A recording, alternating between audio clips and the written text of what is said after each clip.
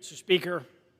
My colleagues across the aisle, they want to pretend Republicans are manufacturing a crime crisis in our nation's capital, but the facts tell a completely different story. Under President Biden and Democratic leadership, Washington, D.C. became one of the most dangerous cities in America. In 2023, D.C. had the fourth highest homicide rate in the nation, trailing only New Orleans, St. Louis, and Detroit. If D.C. were a state, it would have had the highest homicide rate in America.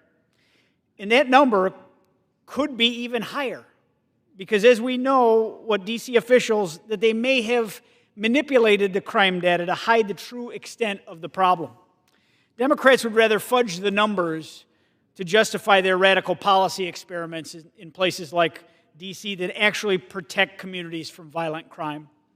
You know, that same thing is happening in my home state of New York. They would rather quibble over process arguments and gaslighting using false statistics than acknowledge how many lives have been saved since President Trump took action to enforce law and order in the streets of Washington.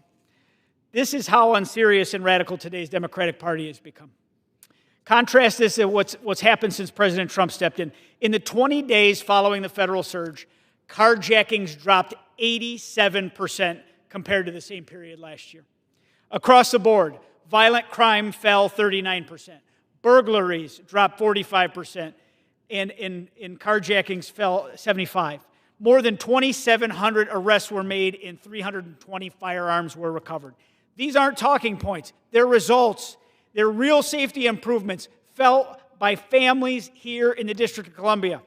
While Democrats scramble to defend their failed policies and liberal experiments in America's major cities, and they downplay the true cost in lives that come from policies that have long been supported in these cities, Republicans are restoring accountability, enforcing the law, and delivering real results to make our communities safer.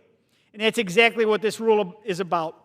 The legislation before us strengthens accountability here in Washington, D.C., our nation's capital.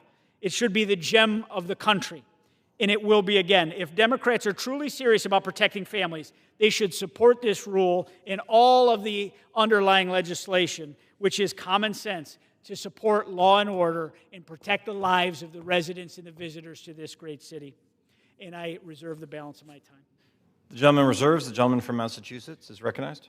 Yeah, Mr. Speaker, you got to love these Republicans. They spend more time talking about micromanaging 0.2% of the American population in D.C., and more worried about that than they are worried about the fact that over 99% of the American people are about to see their premiums go up. Millions of people are going to lose their health care. I mean, we just have a different set of priorities. We have a different set of priorities. And by the way, health care is, when we talk about national security, health care is part of it. You don't have health care, you don't have security. I now yield 2 minutes to the gentlewoman from New Mexico, a distinguished member of the Rules Committee, Ms. Leger Fernández. The gentlewoman is recognized. Mr. Speaker, when Republicans vote in favor of today's rule, they will be voting in favor of higher coffee prices, higher car prices, higher prices for car seats and strollers. Republicans will be voting for inflation.